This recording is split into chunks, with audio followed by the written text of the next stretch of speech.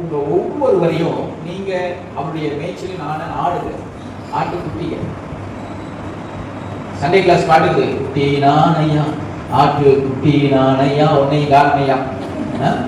ஆட்டுக்குட்டி பாருங்க, சொல்ற ஆடுகளை குறித்து நன்கு அறிந்தவர். இங்க தீர்க்கதரிசன புஸ்தகத்துல எங்களுக்கு ஊழியக்காரர்கள் சொல்லும், ஆடுகளை நன்கு அறிந்திருக்க வேண்டும். ஒருவேளை உங்களை குறித்து எல்லாம் ஓரளவுக்கு எனக்கு தெரியும் நினைக்கிறேன். தெரியுமா தெரியாதா? அப்படி ஏதாவது தெரியாதுன்னு தான் சொல்லிட்டு போங்க.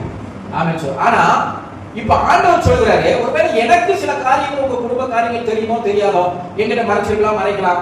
ஆனா இப்ப உங்களுக்கு சொல்லுகிறேன், நானும் தேவனுடைய கிருபையினால ஒரு மெய்ப்பனுக்கு அடையாளமா இருக்கிறேன். ஆனா நான் சாதாரண மெய்ப்பன், அவர் பிரதான மெய்ப்பன். அந்த பிரதான மெய்ப்பனாகிய ஆண்டவர் உங்களை குறித்து நன்கு அறிந்தவர். அல்லேலூயா.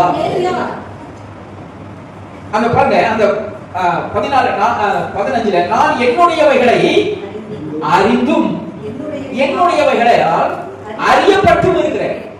அப்ப ஆண்டவர் என்ன விரும்புகிறார்னா, என் மேய்ச்சலின் ஆடுகள் எப்படி இருக்கணும்னா, நான் என் ஆடுகளை குறித்து நன்கு அறிந்து வைத்திருக்கிறேன். என் ஆடுகளும் என்னை குறித்து என்ன செய்யணும்? அறிந்து வைத்திருக்கணும். நிச்சயமா அவரை குறித்து சொல்ல வேண்டியதே இல்லை. நம்மளை குறித்து ஏஜ் எல்லாம் நமக்கு தெரியும். அவர் தன்னுடைய ஆடுகளை குறித்து நன்கு அறிந்தவர். தாவீது அபிஷேகம் பண்ண போகும்போது சாமுவேல் ஆண்டவர் அழகா சொல்கிறாரு, மனுஷர் பார்க்கிற விதமாய் நான் என்ன செய்யறதில்லை, நான் பார்க்கிறது இல்லை. மனுஷங்கள் உங்களை எப்படி பார்க்கிறாங்க, அந்த கண்ணோட்டத்துல என் தேவன் உங்களை பார்க்கிறது இல்லை. அவர் கைக்குள்ளான அவர் மேய்ச்சலின் ஜனங்களாக இருக்கிற உங்களை,